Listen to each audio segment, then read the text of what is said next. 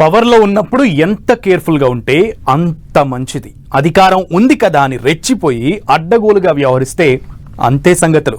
ఒకసారి పవర్ పోయాక పరమాత్ముడు గుర్తుకు రావాల్సిందే. అపోజిషన్లోకి వచ్చాక అప్పటి వసూళ్ల చిట్టా ఒక్కోటి బయటకు వస్తూనే ఉంటుంది, ఉచ్చు బిగుస్తూనే ఉంటుంది. ఇలాంటి సిచ్యువేషనే ఫేస్ చేస్తున్నారు ఏపీలో ఓ మాజీ మంత్రివర్యురాలు. పవర్లో ఉన్నప్పుడు చేసిన కలెక్షన్ల దందా ఇప్పుడు ఆమెకు తలనొప్పిగా మారిందట.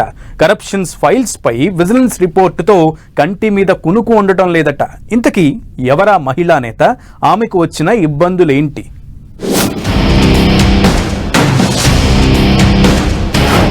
మాజీ మంత్రి విడదల రజని మెడకు క్వారీ కలెక్షన్ల బుచ్చు, బెదిరించి 2 కోట్లు తీసుకున్నారన్న ఆరోపణలు.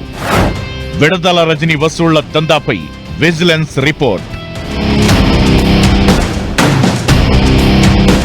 సైబరాబాద్ లో చంద్రబాబు నాటిన మొక్కను సార్ అంటూ పొలిటికల్ స్క్రీన్ మీద అడుగుపెట్టిన ఆమె అనతి కాలంలో అందలమెక్కారు. మొదటిసారి ఎమ్మెల్యే అయి గత వైసీపీ హయాంలో మంత్రిగా పనిచేశారు విడదల రజని. 5 ఏళ్లు ఎమ్మెల్యేగా ఉండి 2 ఏళ్లే మంత్రి పదవిలోనే కొనసాగిన అంతలోపే లెక్కలేనన్ని ఆరోపణల పాలయ్యారు. పవర్లో ఉన్నప్పుడే రజనీపై తీవ్ర స్థాయిలో అలిగేషన్స్ వచ్చాయి. కూటమి అధికారంలోకొచ్చాక చిలకలూరిపేటలో రజనీ కరప్షన్ ఫైల్స్ బయటకొస్తున్నాయి.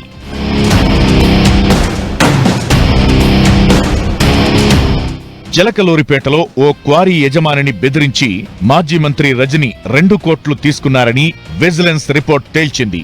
గుంటూరు జిల్లా విజిలెన్స్ ఎస్పీ ఐపీఎస్ అధికారి జాషువా రజనీ పిఏలు చెరో 10 లక్షల చొప్పున తీసుకున్నారని ఆరోపించింది. 2 కోట్లు ఇస్తారా లేక 50 కోట్ల రూపాయల ఫైన్ పడేటట్లుగా విజిలెన్స్ కేసులు బుక్ చేయించాలా అని అప్పటి గుంటూరు జిల్లా విజిలెన్స్ ఎస్పీ జాషువా బెదిరించారని నివేదికలో మెన్షన్ చేశారు అధికారులు. వీరందరిపై క్రిమినల్ కేసులు పెట్టాలని ప్రభుత్వానికి సిఫార్సు చేసింది విజిలెన్స్ విభాగం.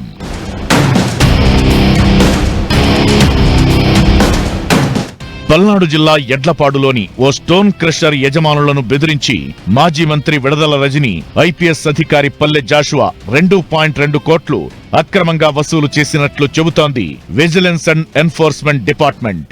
అందులో 2 కోట్లు విడదల రజని, 10 లక్షలు జాషువా, మరో 10 లక్షలు రజనీ పిఏ తీసుకున్నట్లు నిర్ధారించింది. వీరందరిపైన క్రిమినల్ కేసులు నమోదు చేయాలని, జాషువాపై ఆల్ ఇండియా సర్వీస్ రూల్స్ ప్రకారం చర్యలు తీసుకోవాలని సిఫార్సు చేస్తూ ప్రభుత్వానికి నివేదిక సమర్పించింది.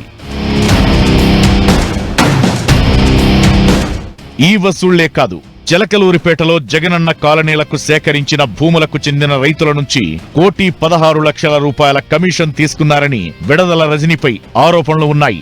ఈ బాగోతం బయటపడగానే సర్దుకున్న మాజీ మంత్రి రైతులకు ఆ మొత్తం తిరిగిచ్చేశారట.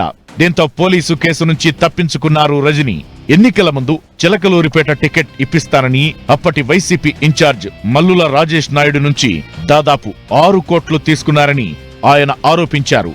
రాజేష్ కు కొంత మొత్తం తిరిగిచ్చినా ఇంకా డబ్బు రాకపోవడంతో ఆయన చర్యలకు సిద్ధమవుతున్నట్లు ప్రచారం జరుగుతోంది. ఇప్పుడు స్టోన్ క్రషర్ యజమానుల నుంచి డబ్బులు తీసుకున్నారని విజిలెన్స్ ప్రభుత్వానికి రిపోర్ట్ ఇచ్చింది. ఇలా ఆమెకు వరుస కేసులు, ఎలిగేషన్స్ తలనొప్పిగా మారాయి. పార్టీ అధికారంలో ఉండగా హల్చల్ చేసిన మాజీ మంత్రి విడదల రజని అవినీతి వ్యవహారాలతో డిఫెన్స్ లో పడిపోయారట. కేసులు, అవినీతి ఆరోపణలు చుట్టుముట్టడంతో జంపింగ్ కు రెడీ అయ్యారన్న టాక్ వినిపించింది. ఆమె జనసేనలో చేరుతారని వార్తలొచ్చాయి. అంతలోనే విడదల రజనీకి మళ్లీ చిలకలూరిపేట నియోజకవర్గ ఇన్ఛార్జ్ బాధ్యతలు అప్పగించింది వైసీపీ అధిష్టానం. అయితే ఇప్పుడు విజిలెన్స్ రిపోర్ట్తో ప్రభుత్వం చర్యలకు సిద్ధమవుతున్నట్లు ప్రచారం జరుగుతోంది. ఇలా వరుస కేసులు ఆమెను చుట్టుముట్టే అవకాశం కనిపిస్తోంది.